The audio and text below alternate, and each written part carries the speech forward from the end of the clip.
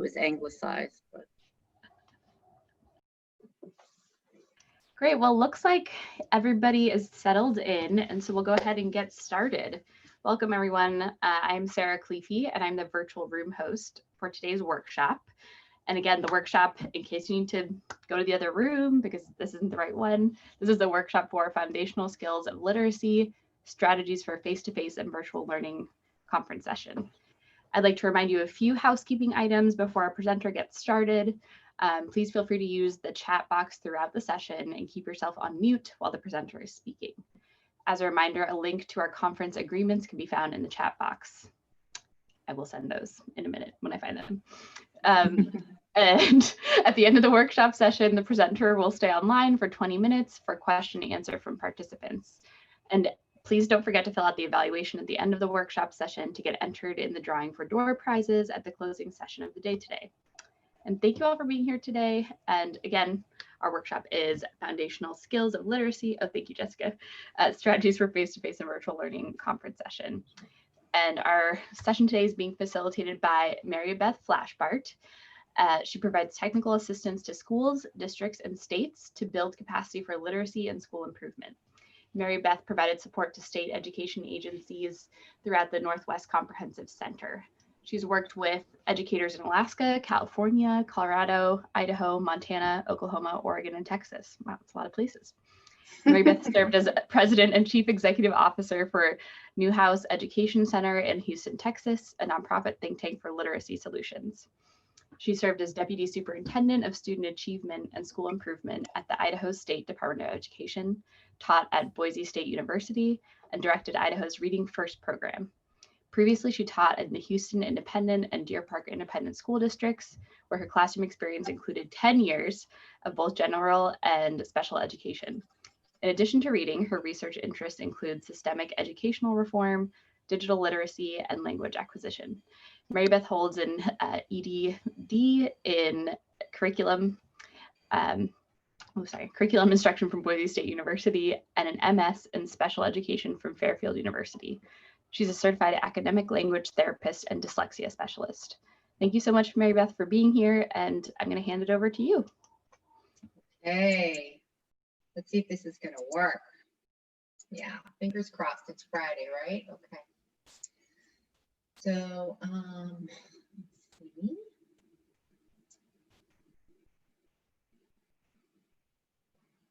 Now I can.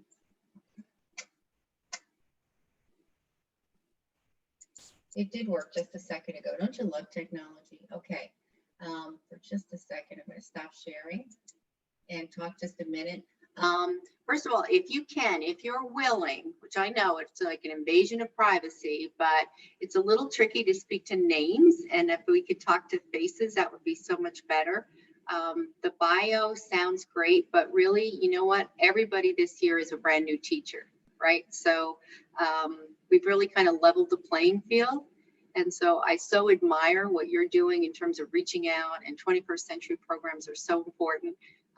But let's just say that, you know, while every time I think I know how to teach reading, I meet that one kid that just say, I don't know, right? I wish they came with their own instruction manual.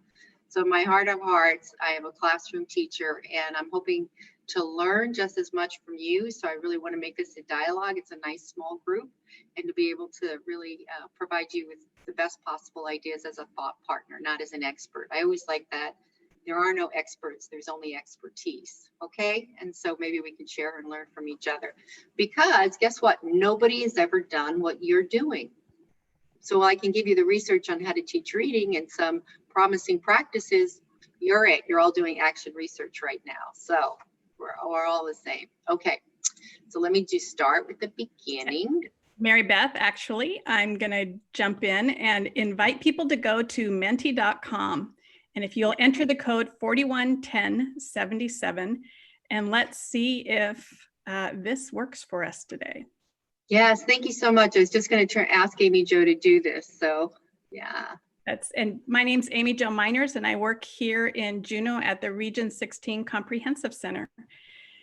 And working with Marybeth, we just wanted to take a look at what was your experience in learning how to read as a child? And if you go to the menti.com and enter code 411077, let's see what we have in our room. And you can choose up to 2 options. So if there's not just one perfect fit, if you want to choose a couple. It's really fun.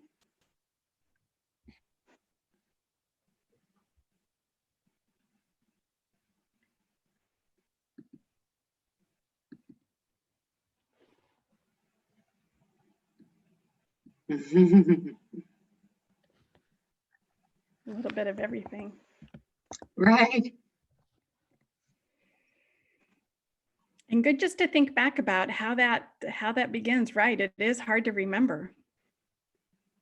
And maybe some years it was a little bit more one, a little bit more of another. Yeah. That's great. So it looks like we don't have anybody currently who was beating their head against the wall and anybody who was like, piece of cake, right? It's all over the map.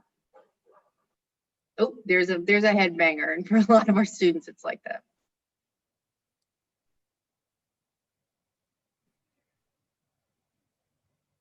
Three. Yeah, and feel free, you can write your numbers in the chat if you don't know how to access the Mentimeter. Awesome. Yeah, so number 2, it takes time for some, right? It does. Absolutely. All right, well, thanks for helping get your voice in the room, your experience in the room. We appreciate you sharing. Thanks, Amy Jo. Okay. So we're going to talk a little bit, or we're going to talk mostly and get to share. I really want to make this as interactive as possible. Okay, so, but to do that, I also need to tell you where this work is sponsored by. There's something called the Northwest Regional Education Laboratory, and it serves the states of Alaska, Washington, Oregon, Idaho, and Montana. And they're a great resource because they provide data analysis and fund research and applied research. So if you have any questions or things that you want answered, please feel free to put it in the chat box or whatever. If I don't know, there are a lot of smart people between the Region 16 and CERC and the Regional Education Lab, so we'd like to provide it. So our objectives for our time together is, one is to deepen our understanding of the foundational skills for literacy. And pretty much we're talking about, say, pre-K to grade 3.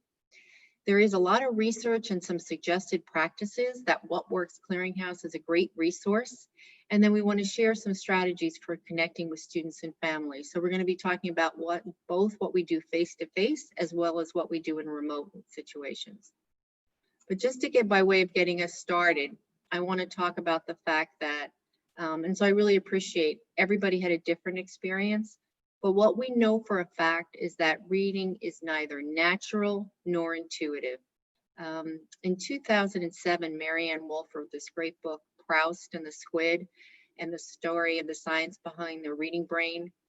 Among other things, Dr. Wolf looked at reading from an evolutionary standpoint.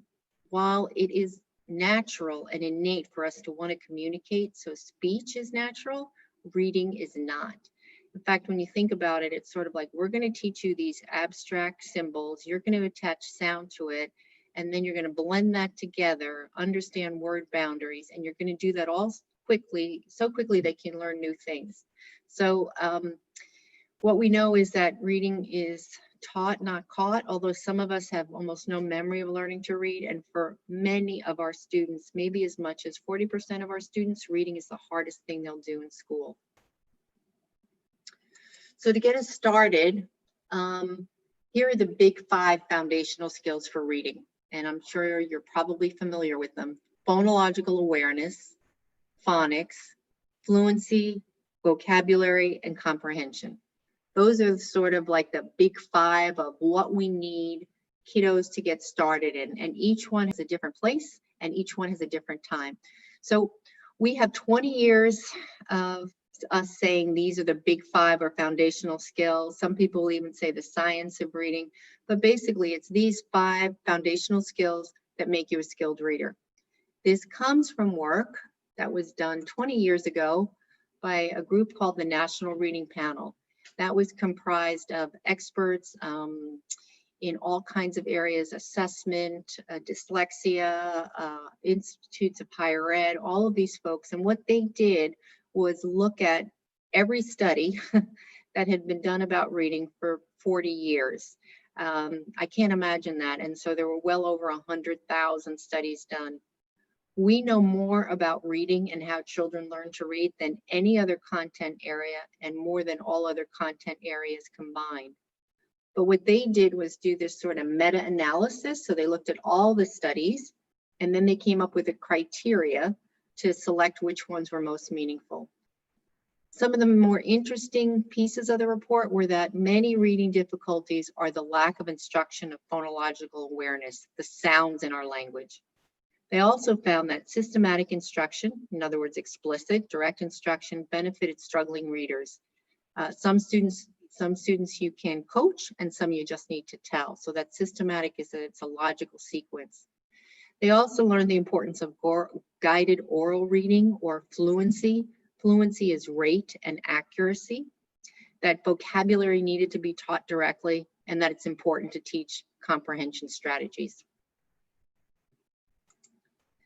One of my favorites is this idea of Scarborough's, whoops. Okay, we're going to play some technology tricks on us today. Is this infographic that was developed by Scarborough. So we like to think of reading as a rope, but there are many strands. One strand, or the strands that have to do with word recognition, the ability to almost immediately recognize a word, is phonological awareness. So the awareness that words are made up of speech sounds. It includes syllables, phonemes. It also includes decoding, or phonics. Some people refer to that as the alphabetic principle, but it's basically that's, oh my goodness, could you stop it? That sound spelling correspondence. And then also sight words. There are some words that appear, something like 50% of all print is made up of 100 words. So obviously if we can teach kids to read those words, it's really going to benefit them. And we want those skills to become increasingly automatic over time. So it's almost effortless. What we want to become increasingly strategic are issues around language comprehension, background knowledge.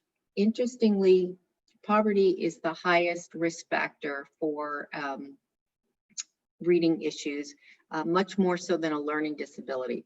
And what we know is when kids come to school with a strong background, they've been read to, all of those things, it's just easier for them. It's not that we can't overcome it when they get to school, but it's just easier. Vocabulary is highly linked to comprehension. Language structures, and I love a phrase that I think it's by Louisa Moats, but she says, children learn to speak the language in which they're loved. But print culture has a different grammar and that sort of syntax and semantics. And so sometimes students need to learn that sort of language of print. Verbal reasoning would be like if this, then that, the ability to make a metaphor or a comparison. And then literacy knowledge. Since so much of what you do is to support learning in school, I will tell you right now that kids usually struggle with informational text, not so much narratives or stories. So that's called Scarborough's rope. And what we want over time is for this to become increasingly strategic, meaning they can select or call upon one of these abilities. And we want this part to become increasingly automatic. Okay, so I'm going to share one more.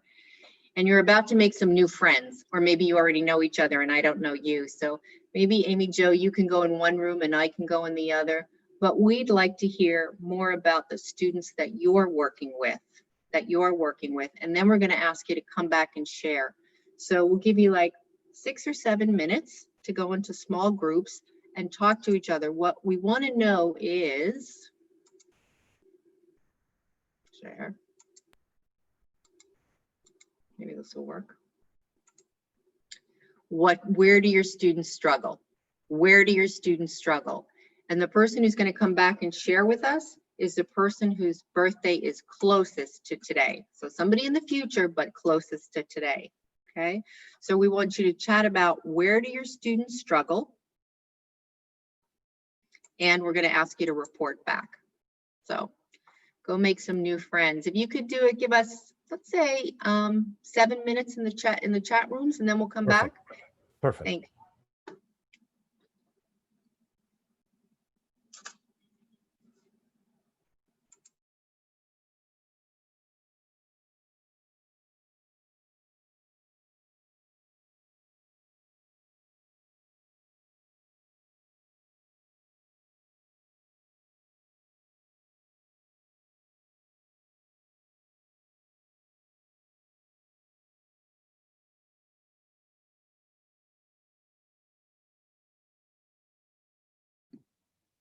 Hi, Pepe. By chance, we ended up in the same breakout room. Can you put me in? It must be room 2.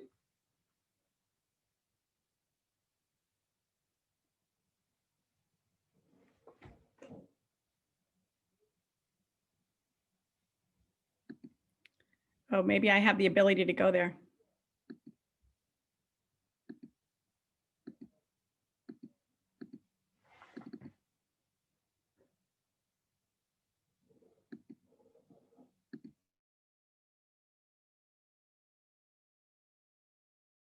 I forgot I was muted.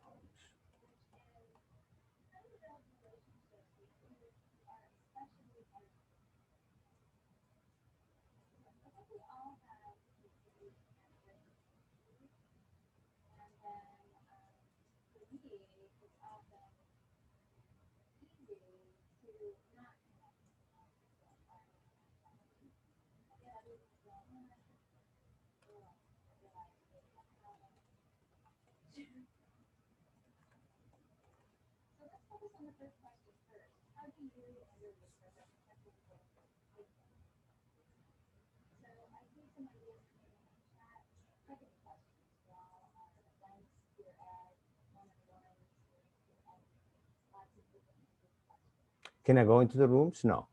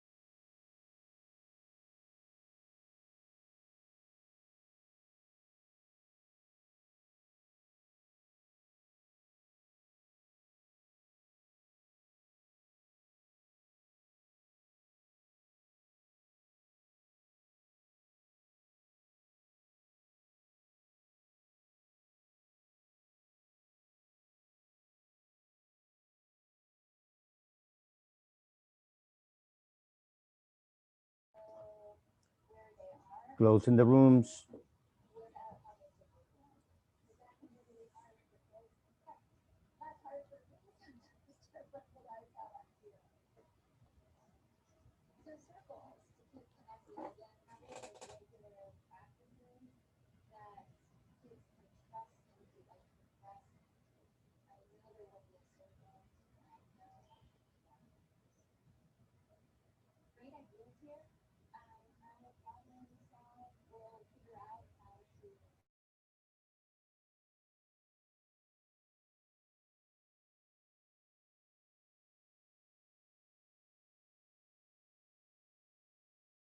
I'm so guilty of this. I was in room 1. I forgot to ask whose birthday was next. So would somebody from room 1 just share out sort of what we talked about? How about you, Sarah, since you didn't get really a chance to share?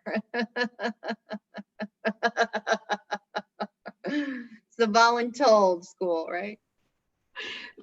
To share my birthday or to share? No, what we just share a little summary of what you heard was said by Brittany and Dan and Todd. Oh yeah. Well, what we talked about was just the different, I just listened because I'm not an educator. What we talked about was really just the different timelines in which you intervene in reading and like how that can be difficult depending on what age group you go into and how that can be really difficult to determine at which age is most effective for reading intervention, and how that's one of the most challenging parts of being an educator. But what else did we discuss? Anyone else want to jump in? I think that was great, Brittany. Great summary. All right, how about group 2? Yeah. What did you guys talk about?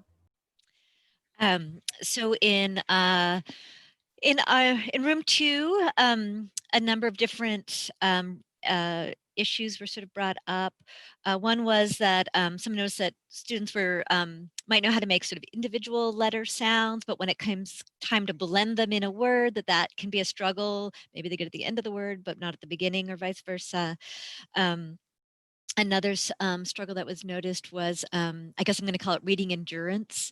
Just trying to read for a full 20 minutes, that can be hard for them to even have that concept of how long that is and to stick with it.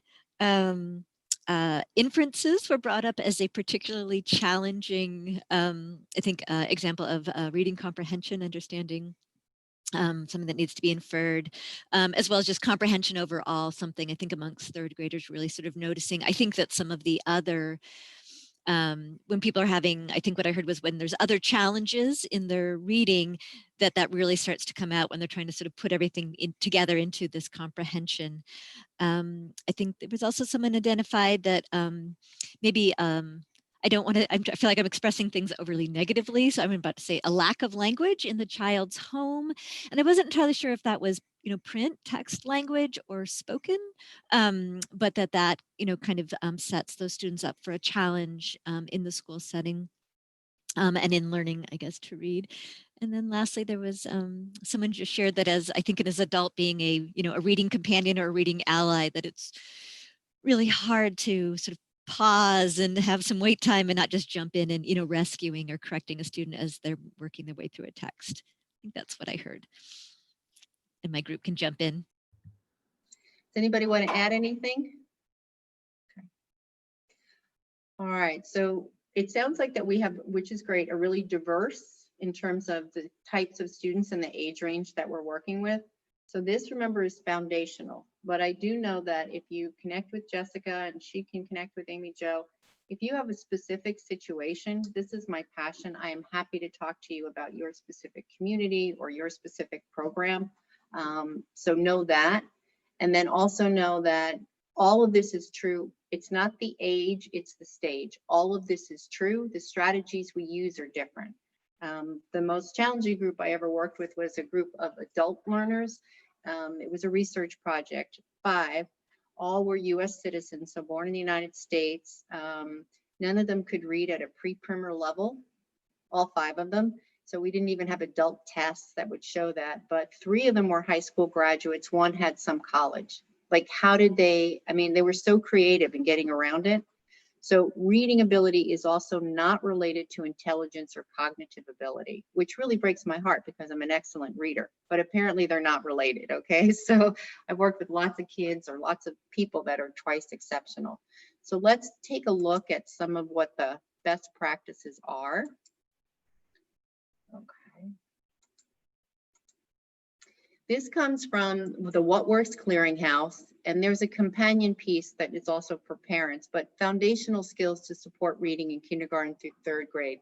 They also have one for adolescents, and then we have been developing one that's specifically targeted for grades 4 through 8.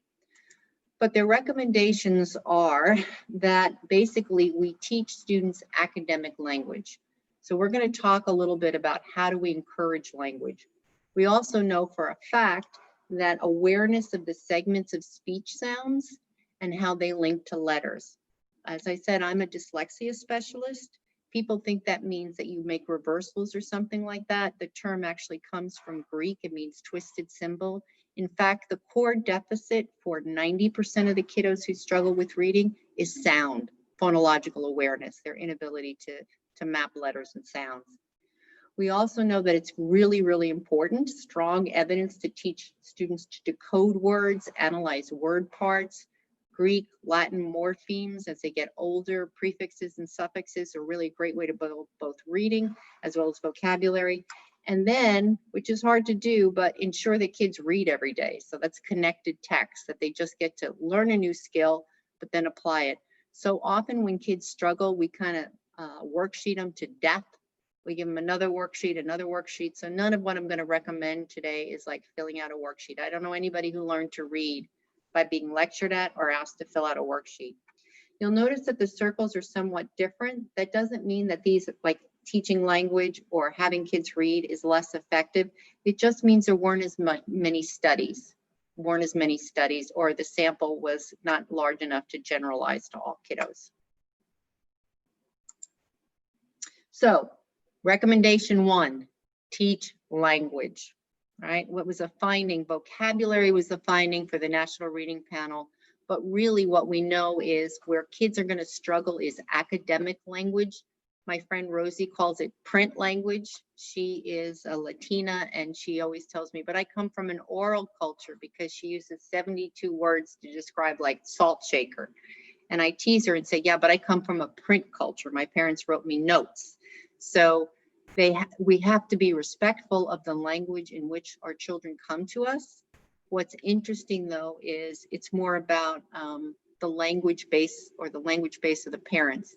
There was a study done that you shouldn't read because it's heartbreaking, but it was done by Hart and Risdale, and it's a seminal piece. But basically, they studied for 2 years the differences in languages in households. So what they studied were privileged families, meaning one parent had gone to college, working class, and then families living below the poverty range.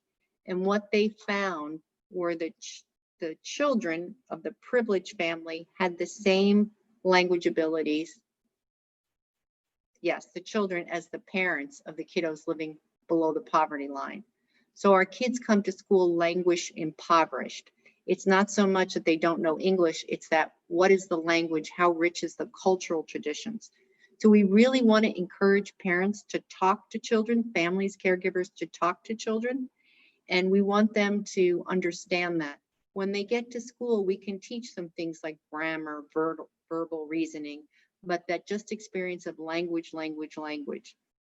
What we know too, and obviously the Alaska, especially Native Alaskan culture, is such great narrative stories. Kids struggle with expository text. So when we build stamina, if we have to pick something that you're working on after school, make it interesting, but make it informational. And we also know we need to build background knowledge. So how do we do that? One is connect with your students. What are they interested in? What are their families? What is their communities? And we want lots of opportunities for listening comprehension. If you can find out, or if you know what curriculum materials the schools are using, they all have digital portions, and almost everything that they have in print, they have a copy of it so that the students can listen to it. But I also went on, and these are all sources, and you all have access to this PowerPoint where you can get free material where the student is read to them. Audible.com. I love Audible. I listen to it all the time.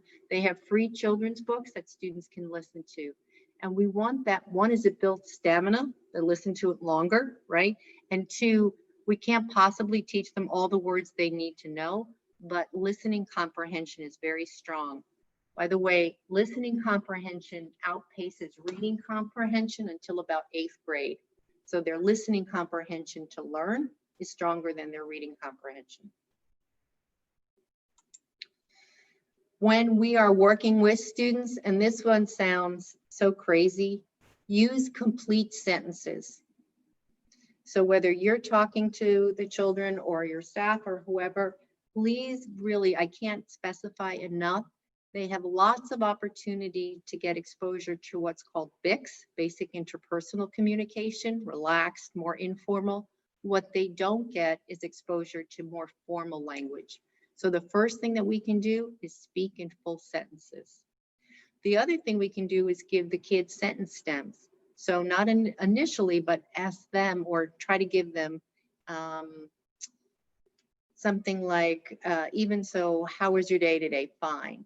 So you would say back to them something like, my day today was, and give me a specific event that you're going to tell me about. So we need to kind of give them those scaffold pieces so that even in their conversation back to us, and that is a research-based, evidence-based strategy. It's also very true in writing. Traditionally, we do that in writing. It's also recommended that you do it in language.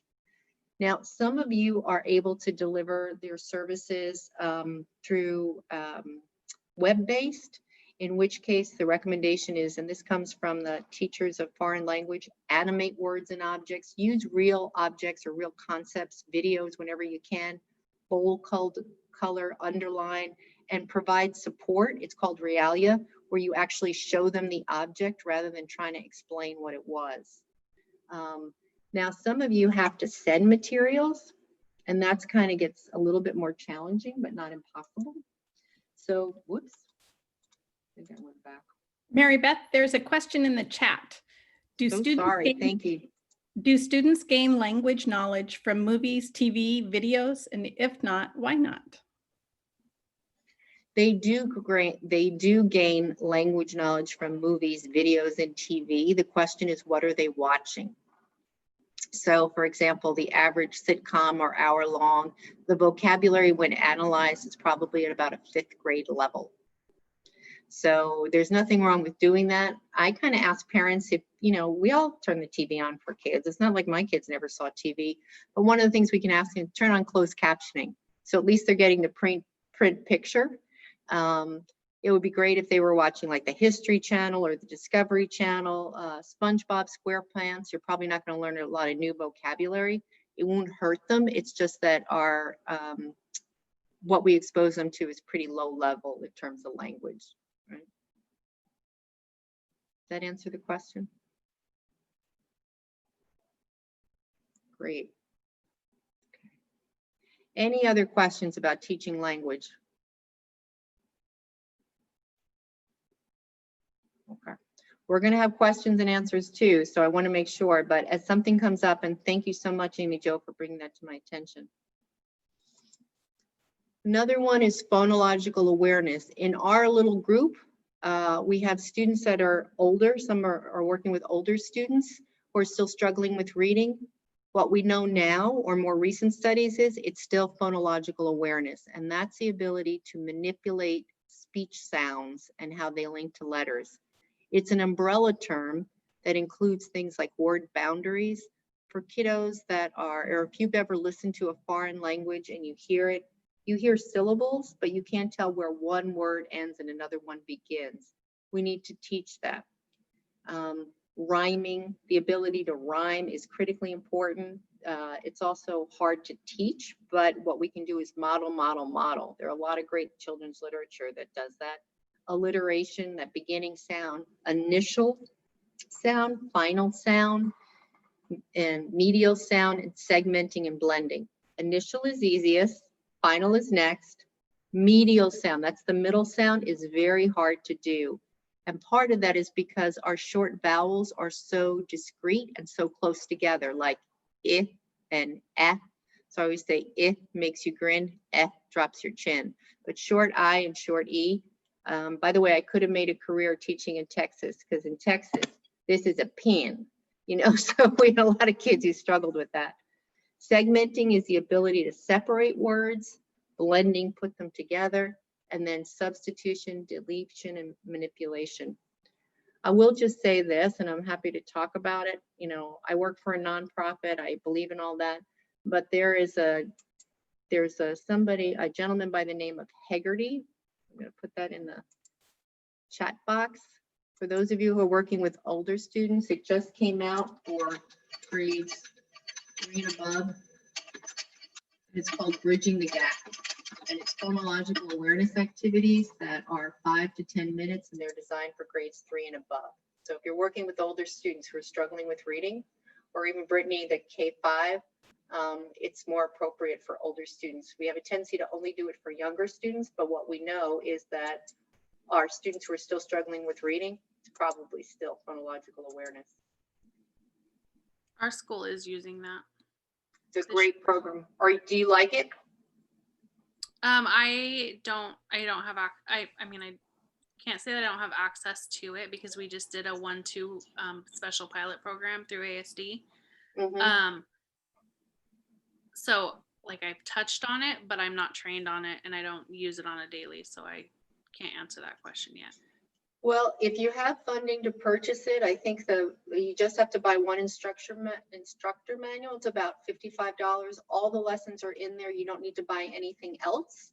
So if you have, and then they have great videos online that you can watch, but it's really pretty simple. I would say it was a worthwhile investment. And as I say, I don't work for any publishers or Hegarty or anybody else, but I have just seen enormous growth in students. And so I was excited to see the one for older students. I kind of go through these a little bit quickly. So the way you teach phonological awareness, by the way, is small group. So the after school programs really lend themselves to being able to do small groups of students. And it is all sound. It is all sound. So usually we like to send, if you're sending out kits, some kind of manipulative. So you can use Flipgrid or something like that, or a recording of yourself or whatever, but that they get the opportunity to move. They get the opportunity to move it. Great books, something called an Elkonin box. I'm going to show you what those are. Something that I did successfully were mittens. So as kids are sounding it out, I know it, but we always had lost and founds, like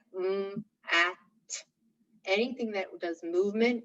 Kinesthetic is really important with little people, but actually all of us, our strongest memory is our muscle memory. There are some great activities, and it's K through 5 on the Florida Center for Reading Resource.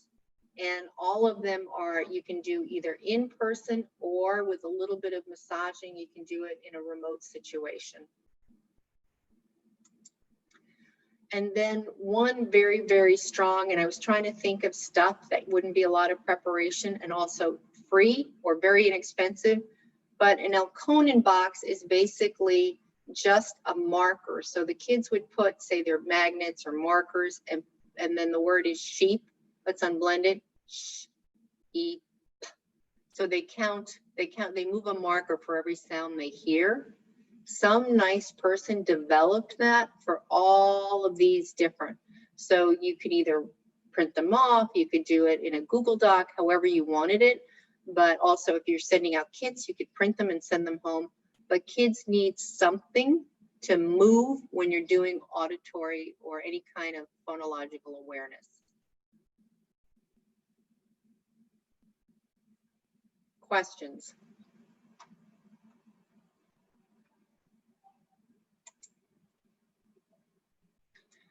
For those of you who are working with older students, have you done any kind of screening to see if they're phonologically intact, or we just assume that it's something else in regards to reading?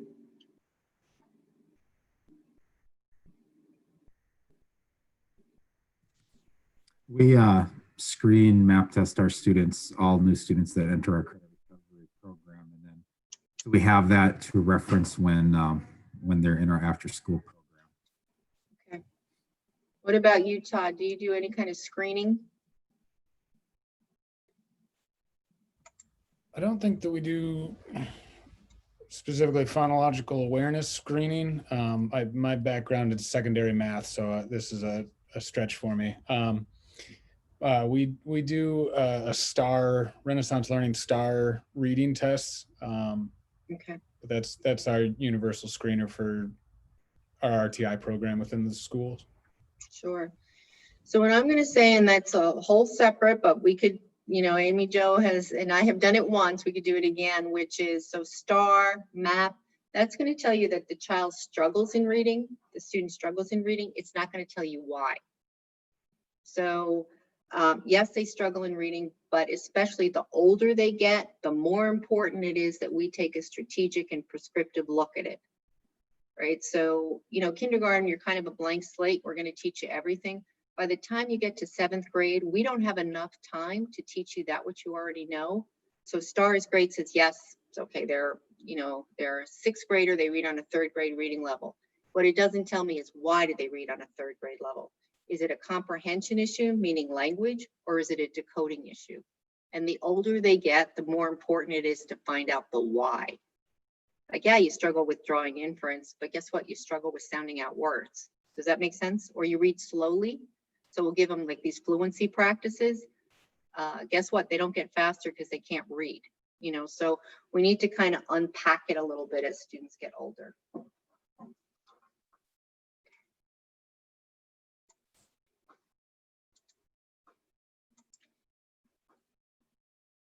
All right, and then the next, so first is phonological awareness. We want to make sure that's intact. And then this is idea of phonics, decoding, or the fancy Greek term is orthography. Ortho meaning straight, graphic meaning writing. So if you ever want to be like a word nerd like me, you know, orthographic would be the term mapping. But it starts with letter recognition. So for those of you who are working with little people, the ability to recognize and retrieve letters, there's 50 years worth of research that it's the single most best predictor of future reading success. So remember when you were a kid and your mom maybe did the A, B, C, D. By the way, that doesn't work because you don't actually recognize the letters, but still there was a reason why there was all those plastic letters around your house. So what we know is it starts with letter recognition. It needs to be explicit and systematic. We need to teach kids the sort of mechanics, the rules of how English works. While English is more complicated, say, than Spanish, there are specific rules. And once you know them, 85% of English is decodable, meaning it follows a certain pattern. Some of the patterns may be unusual, but they're consistent. So another great thing, or a really important thing, is, especially with our older students, teaching them prefixes and suffixes, because they get to those longer words. Like one of the students I was working with, the word was international. He started with I and was trying to sound it out. Boy, when he got to TION, it all fell apart, right? They can't do that. So we need them to start to recognize words in chunks of information and be able to put it together. But there is strong evidence that that is actually a very successful technique of teaching kids how the language works. So again, small group instruction, which really lends itself to your after school programs, being able to work with kids at their level. Virtual blending boards. If you're working with students remotely or through the web-based, we have a great video, and it's an Alaska educator of working with a student doing blending those sounds. Manipulatives, again, especially in after school programs, manipulatives. We don't want to do exactly the same thing that they did in school. It may have been unsuccessful, and kiddos are very kinesthetic. So anything we can do with plastic letters, soundboards, opportunities to spell, maybe orally or on a whiteboard. Kinesthetic skywriting is very, very important, or they can do a letter trace or something like that. But we want to make it small group, and we want to make it as interactive, as engaging as possible. A great little technique for those little guys, although I have lots of first graders this year that I'm running into, maybe because they missed some of kindergarten for letter recognition. And so it's just an arc. and we have students find the letter, name it, place it. So A, find the letter B, name it, B, place it. And the idea is we start with uppercase letters because they're easier to differentiate than lowercase letters. B's, D's, P's that in lowercase can be easily moved around. We just want them to remember the letter name, and then we can teach them more about the letter. So these are very, very useful, and the goal is fluency even at this level so that they can build that arc in 2 minutes or less. There are so many different games you can play, again, after school or extended school. I really recommend gaming as a strategy. You know, war, who has the split the plastic letters, who has the letter closer to A. By the way, kiddos who struggle with reading often struggle with prepositions: before, after, on top of, beneath. So it's also an interesting way for them to learn about that. Letter bingo, skywriting, or Amy Jo, I'm going to ask you to share. I love your sponge story about the occupational therapist. Do you want to share that? Lots of kids, and I was talking to a mom this morning where their child is really struggling with handwriting, but I thought this was such a great technique. Sure. In teaching first grade for a long time, we'd have occupational therapists that would come into the classroom and work with the students. And for a couple of my students who were struggling both in reading and writing, he had them do a couple of different things that I found really helpful for many struggling readers. And one of them was to get a wet sponge and to be upright so that they had a vertical muscle motion and pressure, and they would write on the outside wall of the school. And so they would do any kind of letter practice or word writing with wet sponges. And then the other thing they would have them do is pick up, like have their body supported on the couch, except for their head and shoulders hanging off the edge. And they would have to pick up, so using their pincher grasp, pick up pennies and drop them into a jar or into a bottle, but to work on crossing their midline. So they would reach all the way across to do the drop, but it worked on those fine motor skills as well as building some strength and crossing the midline. We have a couple questions, Marybeth. One of them, are you going to share the video with the blending board? Because there's a question about soundboards. And then what are some formal tools and assessments to pinpoint the why, which is the area of need? Sure. Phonics or phonological awareness is easier. So Heggerty, as I mentioned, if you go to their website, they have an assessment that I believe is free and downloadable. So I would go to heggerty.com. I'll put that in the chat box again, or Amy Jo, if you would do that for me. I did. Another one I really, really like is the Core Phonics Survey, and it's free. And that lets you know, so I see Kimberly shaking her head, that lets you know where did they fall off the cliff, right? Because we don't want to go all the way back to the beginning if their issue is just syllable division. Or a lot of kids, when they get older, grades 4 and above, it's what we would call variant vowels, like OU, AU, those types of things. So they just need intervention there. And that's one of the challenges with intervention, why we're not always successful, because we start too far back or we intervene in places that we don't know. So my two favorite is the Heggerty for phonological awareness, and they're easy to do. Anybody can administer. You don't have to be a diagnostician. The other one would be Core Phonics. Language is harder, to be honest. So one of the easiest ways is to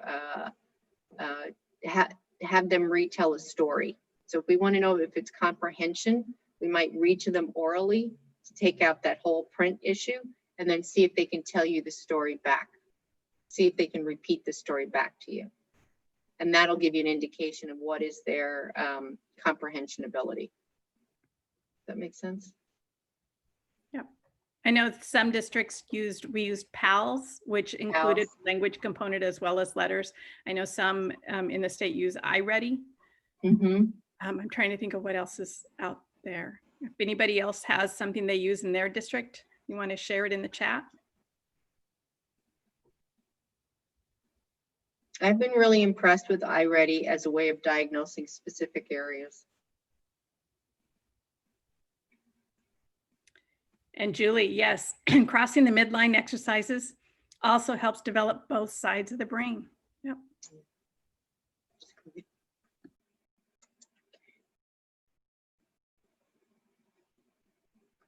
Hold on just a second.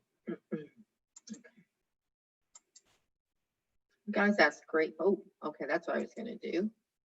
Okay. So I am gonna share my screen. Okay, good morning. We're gonna do some blending.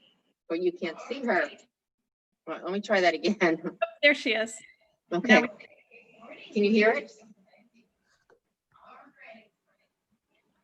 Not very well. Raise the volume on your laptop.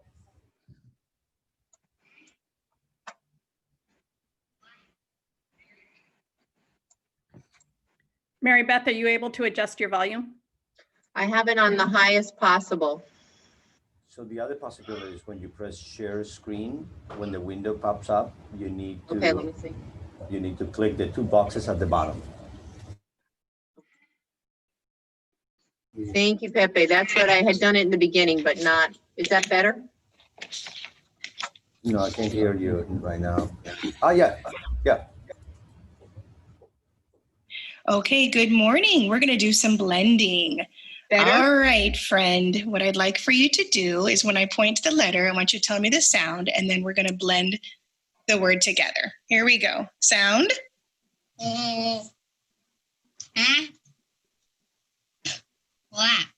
Very good.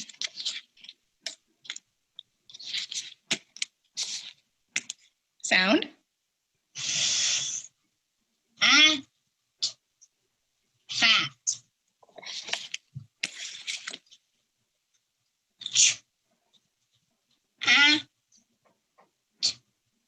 Chat.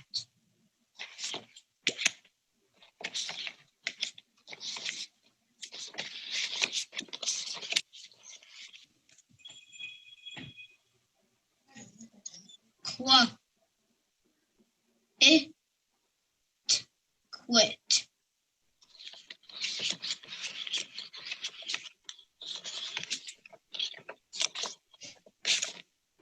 Good.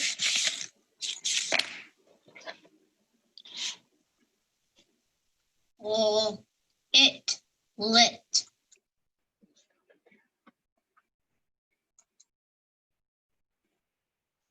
So that's just an example of how you can do it. Obviously, it's if you can do it face to face, you can do it with small groups of students. If you're doing it in a remote environment, I would still encourage you to do small groups rather than one-on-one, but keep the group sizes small. Keep the group sizes small. The other thing I just was asking a kindergarten teacher, I was like, well, how do you do phonological awareness with a mask on? And she said, you can't. So she has one of those screens and tries to stand far back away from the kids because, you know, when you're making some of those sounds, you're bound to spit a little bit. Okay. Some other things, because I was really trying to think about what would be helpful in terms of after school. Again, this is a generator, but the idea is you would show the students. So obviously this teacher is working on that NG sound. So the words are, she has the words spread out all the same pattern. And the idea is that the students read across as quickly as they can, but also as accurately. And so what she's doing is giving them many opportunities to read words with the same pattern. So and there's only one that's an exception, this word crust. So she has the student read the words. When they get done, they time it and then have them try to read it again faster. Marybeth, are you sharing your screen? Oh gosh, thank you so much. See, I don't know what I would do without Amy. It really doesn't work as well if you're not looking. Can you see my screen now?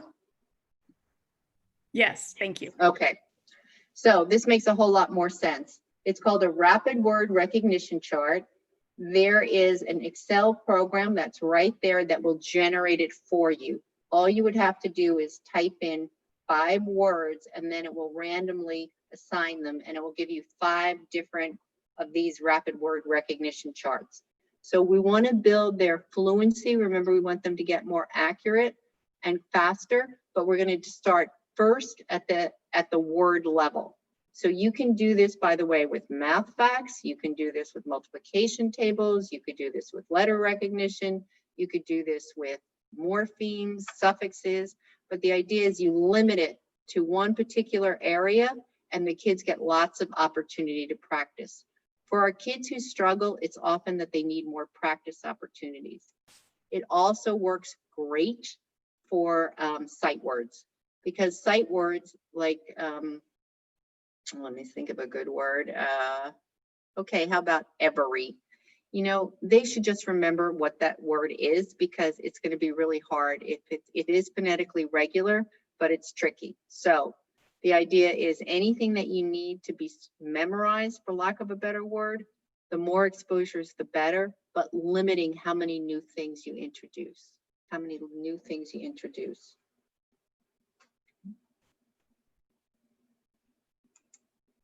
Any questions about teaching phonics?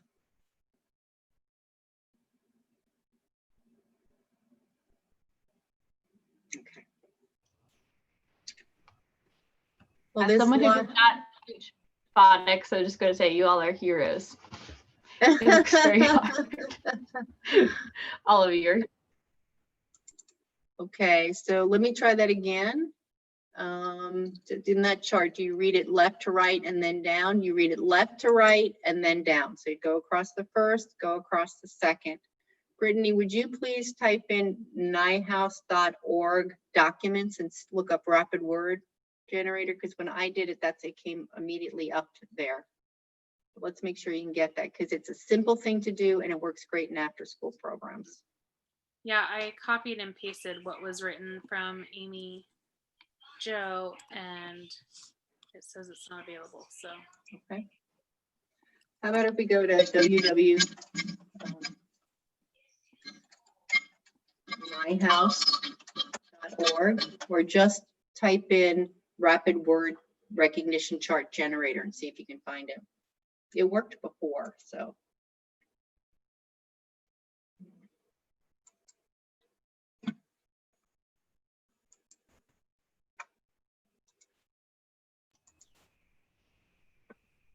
Yeah, it's not working for me either. So it's a rapid word chart generator or longer? Rapid word recognition chart generator. Okay, it's missing the recognition. That's what's going on.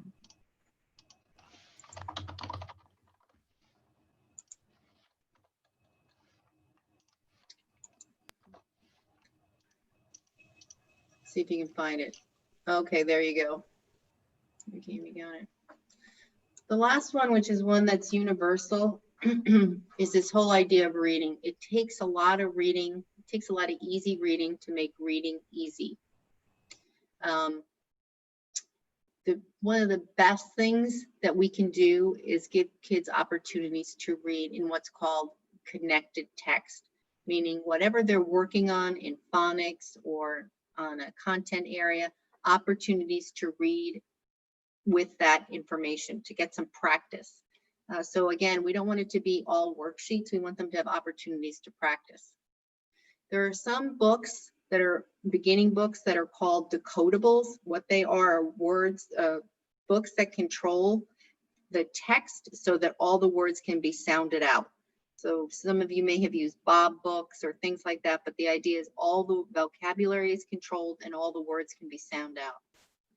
The other option, because we really want kids to have access to print materials, is that whatever the curriculum material or curriculum program that they're using for reading probably has digital versions of leveled readers.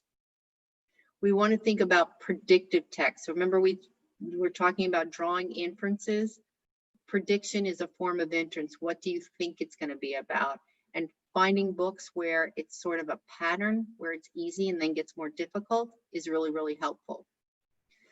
We also want them to have the repetition of high frequency words. If you look it up, I think you could do Fry list, Dolch list, whatever.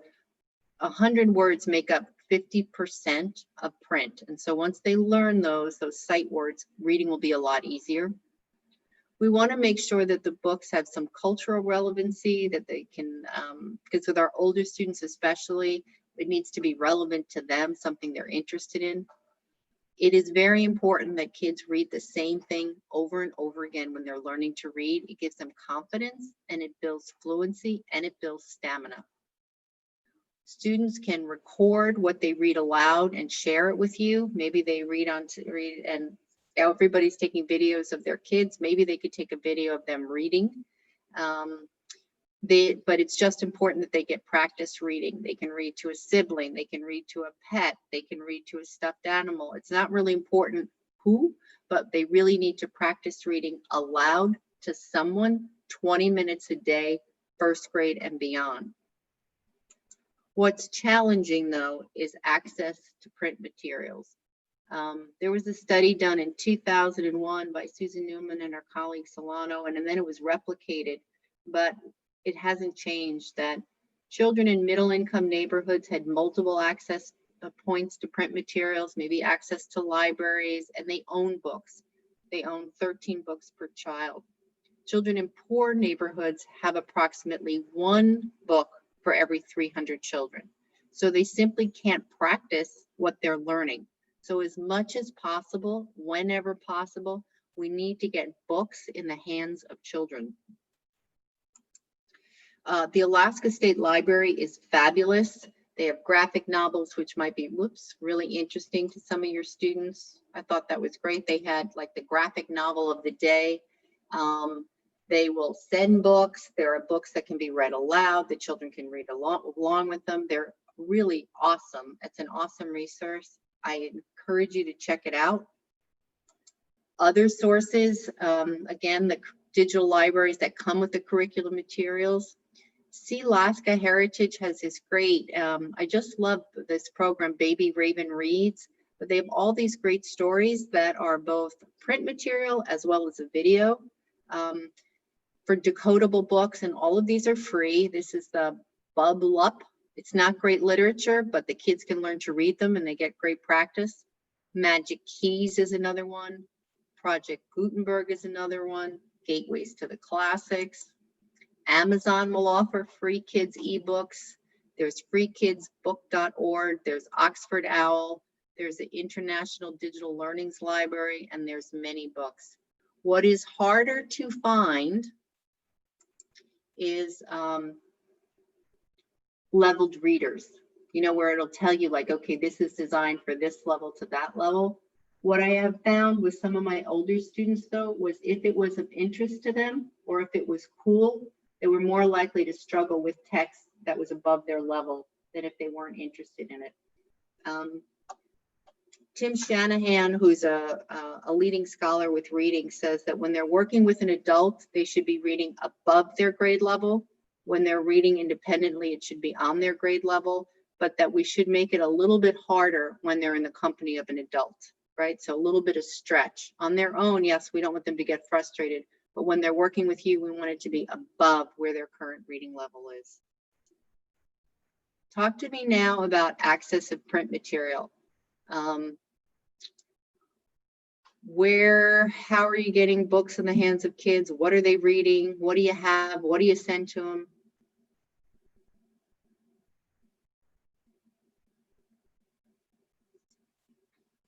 Kimberly, why don't I pick on you because I can see you. You're right in my line of vision. Okay. I did just unmute myself as well, so I was ready. Great. I would say, so we're doing a lot of tutoring in our program right now, and we're using digital information. So we're using ReadingWorks as a tool for reading, like they have Article of the Day. I really like ReadingWorks because it has a differentiated, like there's the same article maybe has a version that is, like a lower level of the text. And then there's an extension version as well. So that's what we're using. So that way the kids can all be reading about the same topic, but it's at their level, right? Absolutely, which I really, really like that feature in ReadingWorks. Awesome. And just to give you a time check, Marybeth, we have about 6 minutes left. Okay. Pamela, you had your hand raised. What are you using for getting access to print material?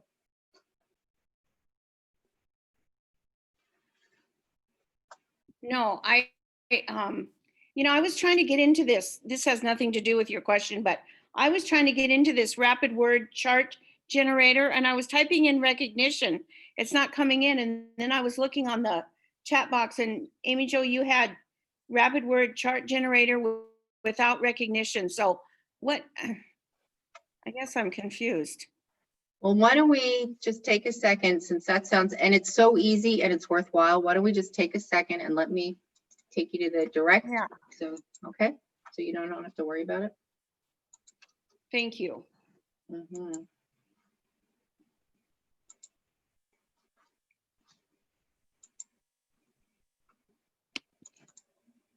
That's not helpful. Here I was trying to save you time. While And she's instead doing of- that, if others have questions, if you want to put questions in the chat.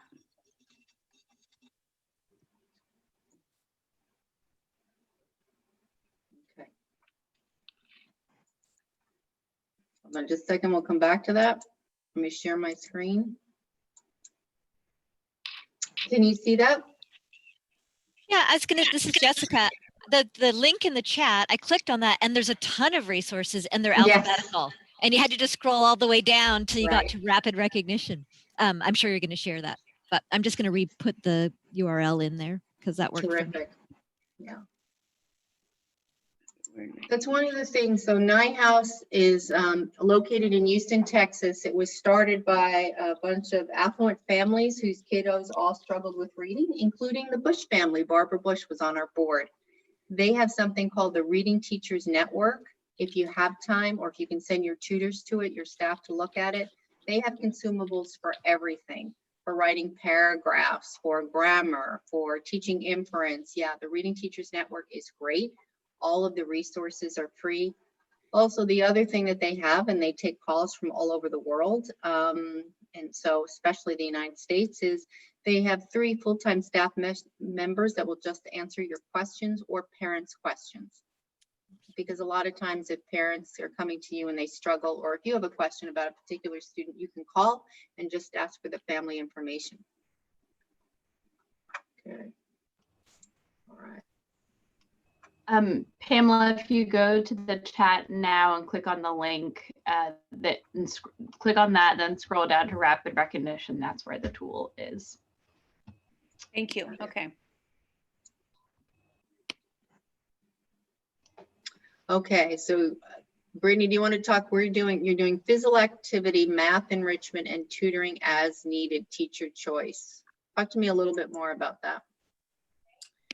So we have really small groups going on right now. We just got done with a 1-2 program, which was an in-person smaller program where we would do 30 minutes of math enrichment and then 30 minutes of the reading. And we switched over to pure virtual because ASD is all virtual at this point. And we have 3rd through 6th grade. They come on and they do like 30 minutes of physical activity. And then we do 30 minutes of enrichment, math enrichment. And then we check in with the kids because the groups are so small right now. We work on, if they need help with reading, we help with reading. If they need help with an assignment, we help with an assignment, but we also like check on them. Like, where are they?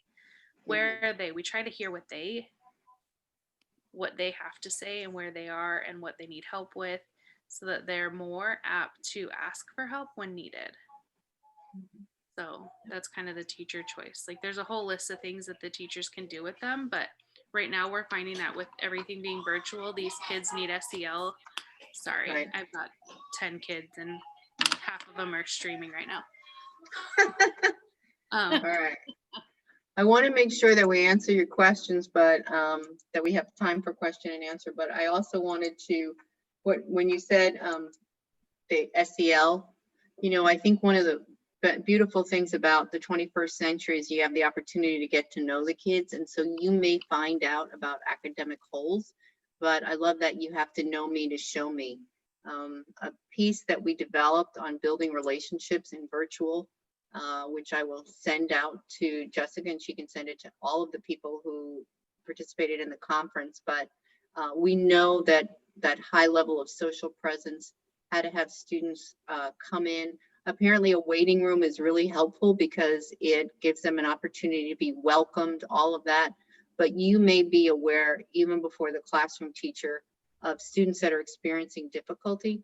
So I would not want you to end that personal time that you're spending with the students, getting to know them. But if you have bunches of students that are all struggling with reading, let's talk about how do we set up an appropriate reading intervention program after school, because during the school day, and that's the other challenge, is they're all trying to keep up with the content area that they're in, but then how do we give them some compensatory skills? So yeah, Amy Jo, do you want to talk about this for a second?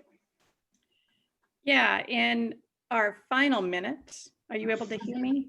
Yes. In our final minute, I wanted to share Marybeth's information and to let you know that Marybeth has presented 3 other literacy sessions that we have recorded and the slide decks for if you want the resources. And they're at the aklearns.org website. And she shared 3 sessions, and we will have 3 more coming up in January and February, all focusing on early literacy, if you're interested in more information. And I will put my contact information in the chat. And if you want to reach out to me, I can hook you up with Marybeth. Thank you so much, Amy Jo. I was just about to say, if Marybeth or Amy Jo feel comfortable putting their contact info in the chat to maybe follow up with some of the great resources that were shared, that'd be really great. And we're coming in right at 1:20. So just please join me in thanking Marybeth and Amy Jo and Jessica for this session and for the workshop. We really appreciate you sharing your knowledge and expertise with the group. So make sure after this, all the participants, if you fill out your evaluation, you can get entered for the drawing for door prizes at the final session of the day today. So yeah, if you would like to follow up and ask questions to Amy Jo or Marybeth, please look at the contact information in the chat. And otherwise, the session is ended. And thank you all so much for joining us. And thank you to Marybeth again. Thanks. Thank you, guys. Thank you all to all the caregivers out there. Hang in there. Yes, absolutely. Stay strong, stay healthy. Bye, everyone. Thank you, everybody. Thank you, Pepe. Also, thank you to Pepe, our tech master. Yes. You did a great job. Thank you. Okay.